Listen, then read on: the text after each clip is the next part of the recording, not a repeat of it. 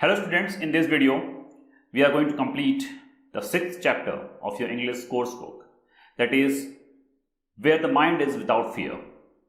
Title itself says that poet is talking about a place where he is imagining that all the peoples are free of any kind of fears.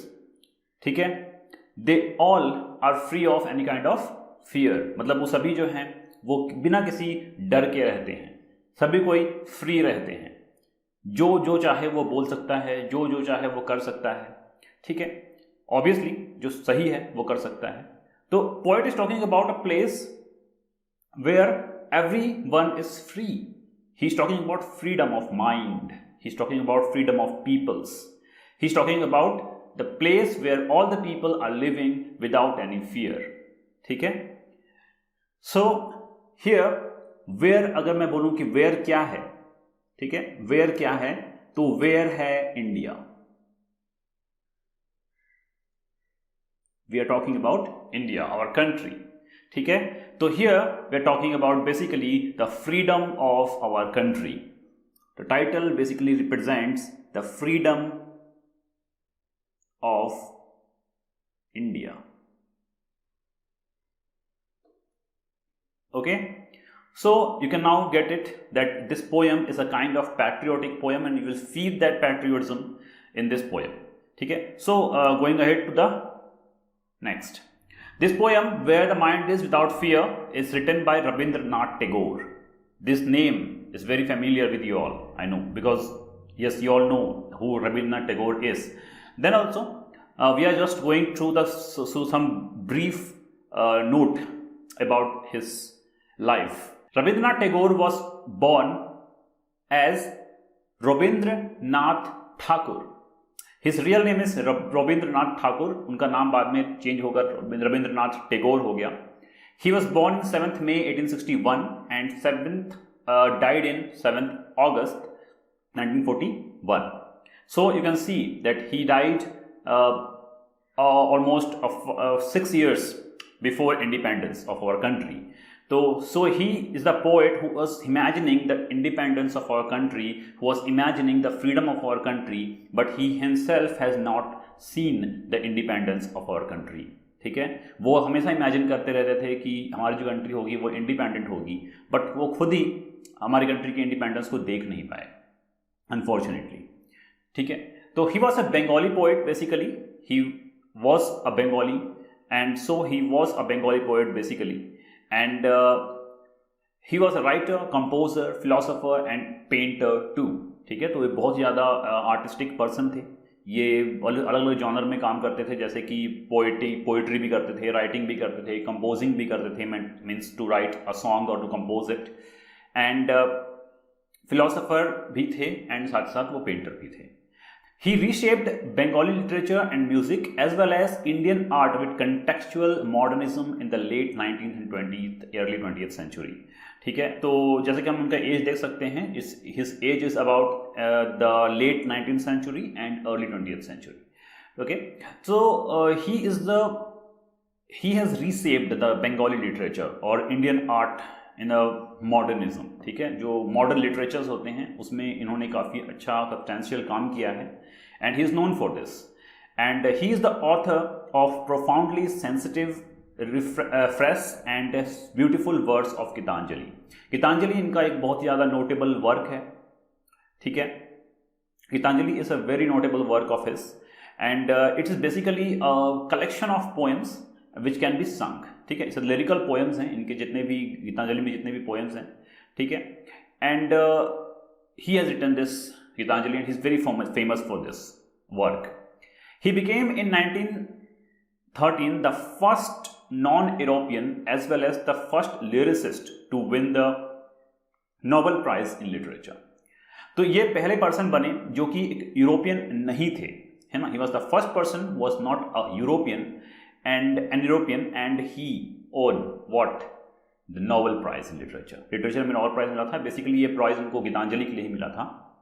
And he is the most referred to as bard of Bengal and Gurudev. कई बार उनको board of Bengal भी कहा जाता है और गुरुदेव के नाम से भी उनको संबोधित किया जाता है या फिर उनको रेफर किया जाता है। Some of his notable works are Geetanjali, Jana Gana Mana, the national anthem that we know, national anthem इन्होंने लिखा है और कंपोज भी इन्होंने ही किया है, ठीक है। गोरा इज अ नॉवल एंड काबुली वाला short story, you must have read if you have read it, ठीक है। तो काबुली वाला एक स्टोरी है, गोरा है, Janagana Mana you all know it, it's a national anthem, and Gitanjali he is famous for these all works. इनके कुछ नोटेबल वर्क्स हैं रविंद्रनाथ टैगोर के, ठीक है। सो we'll go straight to the poem that we are going to see in this lesson. Where the Mind is Without Fear is a poem originally written in Bengali under the Tagore's poem collection Gitanjali in 1910. 1910 में ये poem लिखा गया था। Geetanjali collection of poems, उनके जो collection of poems हैं, and it was originally written in Bengali. And it was afterwards translated in English by Tagore himself. Tagore ने ही English में ट्रांसलेट किया था इसको बाद में, और it was in about 1912, ठीक है। And it appeared of poem number 55 in English Gitanjali. English Gitanjali जो ट्रांसलेशन था गीतांजलि का, उसका जो पोएम था 35 number poem, that poem is Where the Mind is Without Fear, ठीक है। In 1917, Tagore read out the English version of the at the Indian National Congress session in Kolkata and he titled it as Indian Prayer, ठीक है। तो एक Indian national Congress था, जो session था यहाँ पे कोलकाता में 1917 में, ठीक है, मतलब उसके रिलीज होने के 5 साल बाद, ठीक है। Release in 1912 and after 5 years in 1917 there was a Indian National Congress session in Kolkata where he read his poem and he titled this poem as an Indian Prayer, ठीक है। इन्होंने इस पोएम को इंडियन प्रेयर का एक उपाधि दिया, and it said that this poem is nothing but a Indian prayer, ठीक है। एक प्रेयर है जो हम अपनी कंट्री के लिए गाएंगे। US president also Barack Obama at that time in 2010 has also quoted this some of the lines of this poem during his visit in Indian parliament. एक बार वो जब इंडियन पार्लियामेंट में आए थे 2010 में, he was then a president of US, और at that time he quoted some line from this poem. Okay, this poem was written before independence. This is very important, this line, because this poem is written before independence. That means that poet is talking about independence, the freedom of the country, and unfortunately poet himself has not seen the independence of our country. And in this poem poet is imagining a better and free India, ठीक है।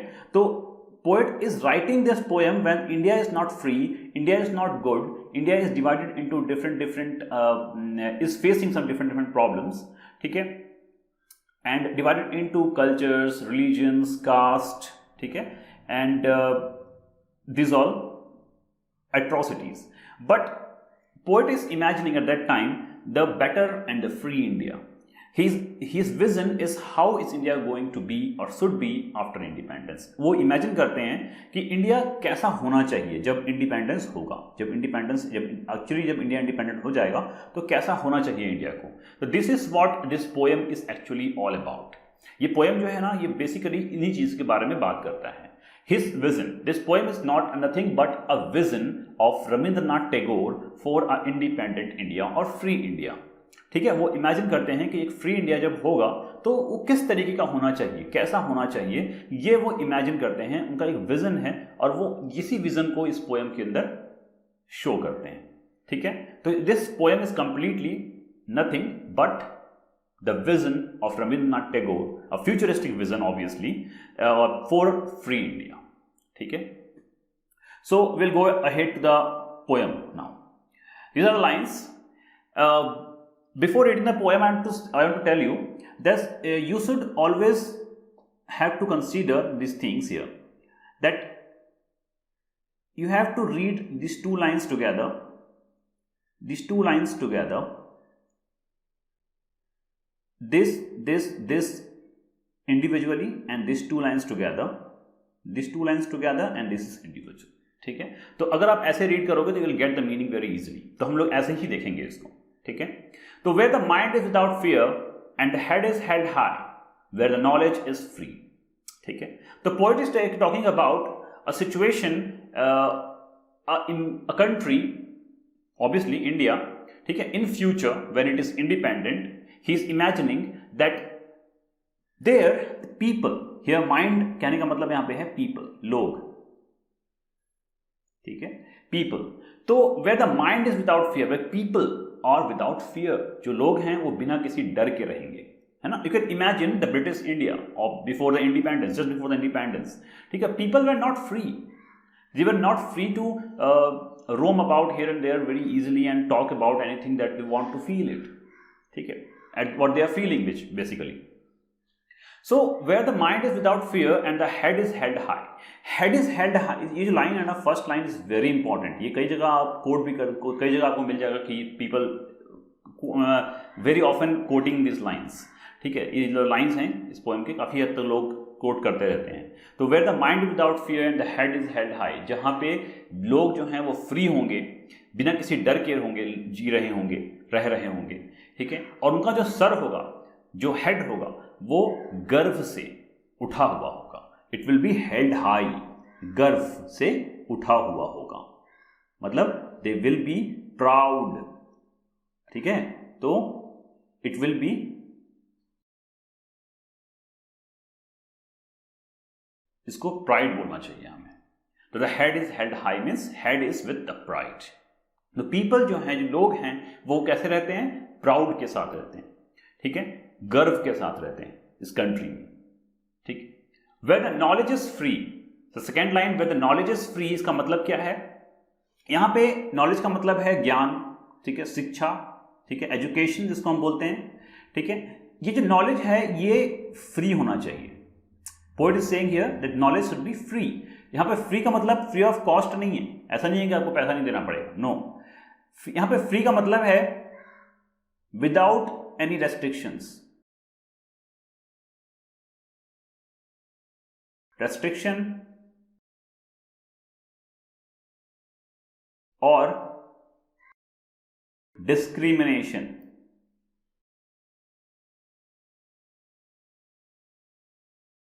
ठीक है। तो यहां पे free का मतलब मैंने जो लिखा है दैट इज विदाउट रेस्ट्रिक्शन और डिस्क्रिमिनेशन। तो नॉलेज जो होना चाहिए वो फ्री होना चाहिए, फ्री ऑफ कॉस्ट इसका मतलब नहीं है, इसका मतलब है विदाउट रेस्ट्रिक्शन और डिस्क्रिमिनेशन, मतलब बिना किसी डिस्क्रिमिनेशन के, कि जैसे कि कम कास्ट वाले लोग जो उस समय, जैसे हम पहले की बिफोर इंडिपेंडेंस की बात करते हैं कंट्री की, सो in that case we have learned or we have known that how people were discriminated according to their castes and creeds, ठीक है, उनके कास्ट्स के हिसाब से, उनके रेस के हिसाब से उनको जज किया जाता था और उनको एजुकेशंस को नहीं पढ़ने नहीं दिया जाता था, उनको एजुकेशंस प्रोवाइड नहीं किए जाते थे। तो Rabindranath Tagore is saying that there should be education, है ना, education where there is no restriction और डिस्क्रिमिनेशन व्हाइल टेकिंग इट, ठीक है। तो ये पॉइंट यहाँ बेसिकली बोलना चाहते हैं कि नॉलेज जो है वो सबको मिलना चाहिए बिना किसी रेस्ट्रिक्शंस के और बिना किसी डिस्क्रिमिनेशन के, ठीक है। यहाँ पे फ्री का मतलब यहाँ पे ये है। Where the world, next line, where the world has not been broken up into fragments by narrow domestic walls, ठीक है, जहां पे जो वर्ल्ड है, ठीक है, यहाँ पे वर्ल्ड का मतलब हमारे अपनी कंट्री की बात हो रही है, ठीक है। Where the world has not been broken up into fragments by narrow domestic walls, ठीक है। यहां पे पोएट बोलते हैं कि जो वर्ल्ड है वो बटा हुआ नहीं होना चाहिए, ठीक है। तो poet is here saying world का मतलब मैंने बताया कि इंडिया, ठीक है, हम लोग ऑब्वियसली अपनी कंट्री के बारे में बात कर रहे हैं। He is saying that it should not be, our country should not be broken, वो टूटा हुआ नहीं होना चाहिए। कैसे? छोटे छोटे पीसेस में। फ्रैगमेंट्स का मतलब होता है पीसेस। तो पोएट इज सेइंग जो हमारा वर्ल्ड है, हमारा जो कंट्री है, वो टूटा हुआ नहीं होना चाहिए फ्रैगमेंट्स में, नैरो डोमेस्टिक वॉल्स की वजह से। नैरो डोमेस्टिक वॉल्स का मतलब यहाँ पे क्या है? यहाँ पे दीवार नहीं है और ना ही बाउंड्री। यहाँ पे दीवार और बाउंड्री के बारे में बात नहीं कर रहे हैं ये poet is talking about the narrow domestic walls. Narrow means क्या होता है? बहुत ही संकुचित, छोटी, ठीक है। तो पोएट यहाँ पे बोल रहे हैं छोटी सोच के बारे में, जो हमारी सोच है जिससे हम बटे हुए हैं, जैसे कि रिलीजन्स, कास्ट, जेंडर, ठीक है, और रेस, ठीक है। तो these all are the domestic walls, these are the narrow domestic walls. ये हमारे अंदर है। डोमेस्टिक मतलब क्या होता है? घर का, तो ये हमारे अंदर जो है, हमारे अंदर हमारे माइंड में जो घर करके रखता है, दैट इज हमारे जो अंदर की जो भावनाएं हैं, जो हमारी सोच है, जो छोटी सोच है, जैसे कि जो हमें बांटती है, ठीक है, रिलीजन के बेसिस पे, कास्ट के बेसिस पे, ठीक है, और जेंडर के बेसिस पे। तो ये सारी जो हमारी जो छोटी छोटी सोच हैं, इनको पोएट बोलते हैं नैरो डोमेस्टिक वॉल्स। इनकी वजह से हमारा जो कंट्री है वो छोटे छोटे टुकड़ों में बंटना नहीं चाहिए। This is what the poet is saying in this two lines, कि इन छोटी छोटी जो सोच है हमारी, जो हम जिससे हम बटे हुए हैं, इनकी वजह से हमारा जो कंट्री है ये छोटे छोटे हिस्सों में बंटना नहीं चाहिए। This is what poet is saying here. Where the word come out from the depth of truth, where the tireless striving stretches its arm toward perfection. So where the word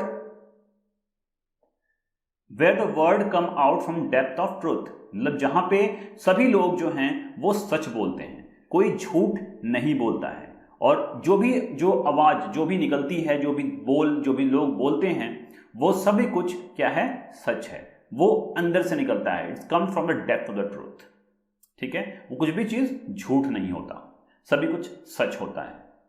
this is what, मतलब जो भी बोले वो सच बोले, कोई भी झूठ ना बोले। This is the point what wants to say here. Where tireless striving stretches its arm towards perfection, जहां जो लोग हैं वो एक टायरलेस मतलब एक हार्डशिप करें, हार्डशिप मतलब मेहनत करें, बिना रुके मेहनत करें, टायरलेस मेहनत करना, टायरलेस मतलब बिना रुके मेहनत करना, ठीक है। तो वह tireless striving stretches its arm, तो जो लोग हैं वो एक टायरलेस के मतलब एक हार्डशिप करें बिना रुके, ठीक है, अपने आर्म्स को फैलाएं, stretches arms toward the perfection, किसके लिए, परफेक्शन के लिए, जो कंट्री है उसके परफेक्शन के लिए जो लोग हैं वो मेहनत करें, ठीक है, बिना रुके मेहनत करें, ठीक है, अपने आर्म्स को फैलाएं, कहने का मतलब यहाँ पे ये है, स्ट्रेचेस आर्म मतलब यहाँ पे ये है अपने बाहों को फैलाना, मतलब अपने आप कामों को, किसी काम को करना, ठीक है। Obviously you are doing a work with the arms, with your arms, so stretches arm मतलब काम करना, टायरलेसली टुवर्ड्स परफेक्शन, परफेक्शन की तरफ काम करने के लिए, आपको बिना रुके काम करने के लिए पोएट यहाँ पर बोलते हैं कि अगर आप परफेक्शन की तरफ जाना है, आपको अच्छा से अच्छा अगर बनना है, तो ऑब्वियसली आपको क्या करना पड़ेगा, बिना रुके काम करना पड़ेगा, ठीक है। तो this is what poet wants to say. Where the clear stream of reason has not lost its way into the dreary desert sand of dead habits, okay. तो where the clear stream of reason has not lost its way, यहाँ पे poet बहुत ज्यादा stress देते हैं इन चीज पे कि जो लोग हैं उनका जो काम कर रहे हैं, जो भी वो कर रहे हैं, उसके पीछे एक क्लियर स्ट्रीम ऑफ रीजन होना चाहिए। पोएट बोलते हैं कि जो भी आप कर रहे हो उसके पीछे एक क्लियर स्ट्रीम ऑफ रीजन होना चाहिए, मतलब आपको पता होना चाहिए कि आप जो भी कर रहे हो वो क्यों कर रहे हो, ठीक है। It should have a reason, a positive reason होना चाहिए जो भी आप कर रहे हो उसके लिए, ठीक है। तो यहाँ पे स्ट्रीम का मतलब क्या होता है, एक धारा, एक बहती हुई धारा। तो यहाँ पोएट उसको धारा कहते हैं कि you should have a stream, और that should be a clear stream of reason, ठीक है। एक रीजन मतलब एक why, you should have a question with yourself why you are doing whatever you are doing, है ना। तो poet wants to say that clear stream of reason should be there, है ना। it should not have lost its way, अपना जो clear stream of reason है वो अपनी महत्वता, अपनी इंपॉर्टेंस खोई ना हो, ठीक है। into the dreary desert sand of dead habits, यहाँ पे dead habits का मतलब क्या है, डेड हैबिट्स मीन्स जो हमारी पुरानी सोच है, ठीक है, जो अब जिसकी आज की डेट में, आज की दिन में कोई भी वैल्यू नहीं है, ठीक है। उन चीज़ों को जो ढकियानुसी सोच, ऑर्थोडॉक्स बिलीव्स और वैल्यूज, इन सबको वो डेड हैबिट्स बोलते हैं, ठीक है। जैसे हम कास्ट के बेसिस पे जो डिस्क्रिमिनेशन करते हैं, जेंडर के बेसिस पे जो डिस्क्रिमिनेशन करते हैं, दिस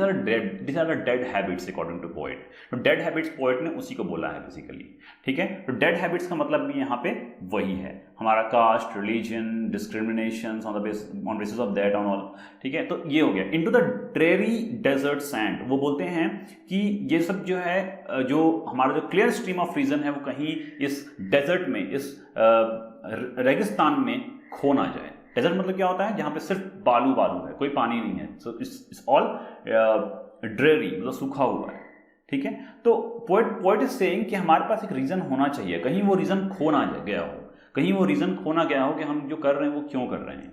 तो poet is saying that there should be a clear stream and it should not have lost its way in the dreary desert of dead habits. तो वो जो डेजर्ट है वो किसका डेजर्ट है? बैड हैबिट्स का, डेड हैबिट्स का desert है। तो डेड हैबिट्स मतलब जैसे कि आपको बता दिया मैंने, discrimination. Where the mind is led forward by thee into ever widening thoughts and action, जहां पे माइंड जो है वो आगे की तरफ बढ़ रहा होगा, ठीक है, किससे?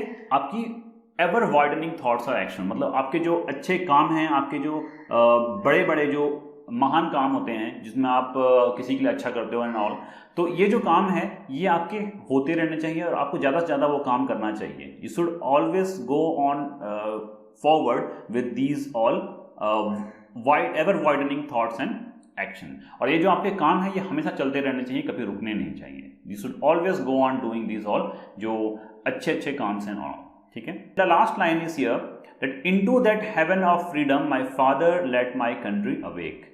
Here poet is basically talking to the God, ठीक है। My father here means God, whatever the God you believe in. तो into that heaven of freedom, poet is saying कि जो मेरा जो कंट्री है वो भगवान से प्रे कर रहे हैं। He is praying here in the last line that to the God that जो ये heaven of freedom है, ठीक है। जो heaven of freedom मतलब एक ऐसा है, मतलब एक स्वर्ग है जो कि बिल्कुल फ्री है किसी भी तरह के प्रॉब्लम से एंड ऑल, ठीक है, रेस्ट्रिक्शंस से। तो ऐसे एक हेवन ऑफ फ्रीडम में मेरी कंट्री को क्या करना चाहिए? ले जाना चाहिए, उसको जगाना चाहिए वहाँ पे, ठीक है। तो this is what the poet is saying. तो this poem is basically prayer, जैसे कि स्टार्टिंग में मैंने बता दिया था कि this poem is a prayer, ठीक है, एक प्रेयर है। We can say patriotic prayer it is. Okay, so in this way we have completed the poem and it is this much only, ठीक है। So I hope you have all understood the poem, and if you have not then please get to me on WhatsApp with the doubts and I will become clearing it all. Okay, bye.